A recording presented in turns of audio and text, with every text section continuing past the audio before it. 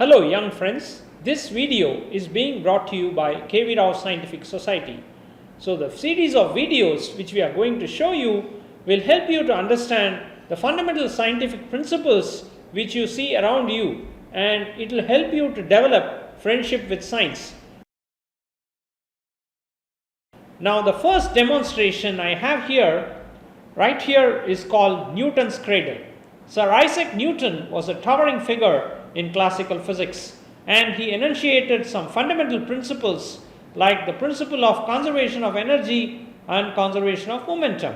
So this demonstration here, that is Newton's Cradle, illustrates both these principles.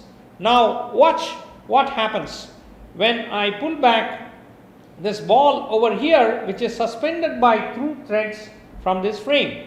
There are 4 other balls in a row, and all of these are almost identical. Now when I release it, just see what happens. This ball is going to come down and it will collide with the second ball, and then you see that while the middle balls do not move, the last one moves. So what is happening here? How do we understand this phenomenon? Now let me pause this and tell you in detail what is happening. So how is conservation of energy coming into play here? So when I pull back this ball and take it up to a certain height, I am increasing its potential energy. When I release it, its potential energy is going to decrease, and that is going to get converted into kinetic energy. Gravity is accelerating this ball, and hence its kinetic energy increases. Now when this ball is colliding with this second ball, what happens is its momentum is completely transferred to the second ball. That is because the masses are identical, and the second ball, but then the second ball cannot move because it's already in contact with the third ball. Similarly, the third ball also cannot move. The last ball is unconstrained, and therefore it starts moving with the same momentum of the first ball. And now we see the reverse conversion of kinetic energy to potential energy. It goes up and then it is stopped by gravity at a certain height. In fact, if energy is completely conserved, what we should observe is that whatever is the initial height of the first ball, that should be the same height of the final height of the fifth ball. Now does that happen? And in fact, gravity will pull back the fifth ball and it will fall down and collide with this fourth ball, and the momentum will be coming back to the first ball. And in fact, if energy is completely conserved, this should go on forever. Does that happen? Okay, let's observe this for some time and see whether energy is completely conserved or not. Watch carefully and observe what happens. So you see that it's going on for some time. Only the first and the fifth ball are moving, but there is minimal movement of the other balls as well. But notice carefully that as time goes on, the amplitude of oscillation, that means the amount by which it goes up, the two first and the last ball, is decreasing. The movement is decreasing, and finally what is happening is all of them have almost come to a rest. So what is happening here? So the point is, energy is not completely conserved. Now why is it not completely conserved? There are many ways in which energy can be lost. So when it collides, there is some loss of energy.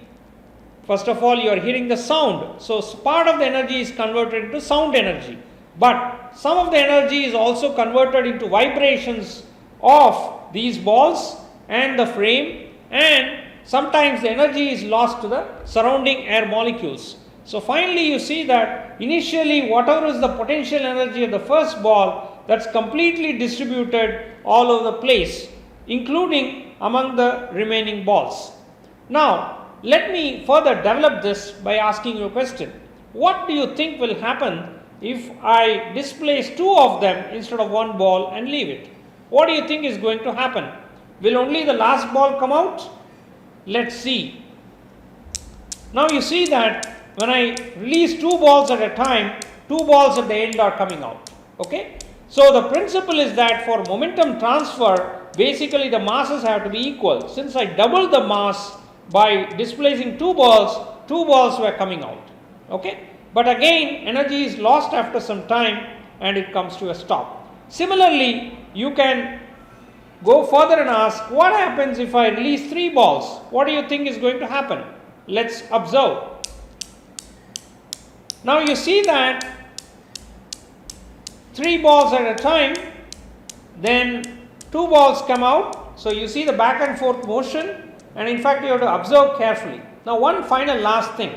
Finally, the final state is that all of them are oscillating together. So what is happening here? So one way of putting this is to say that initially the energy is with one object, and finally the energy is distributed almost equally with all entities, including these other 4 balls. So this is the fundamental principle of nature, that energy is always equally distributed among all constituents of the system.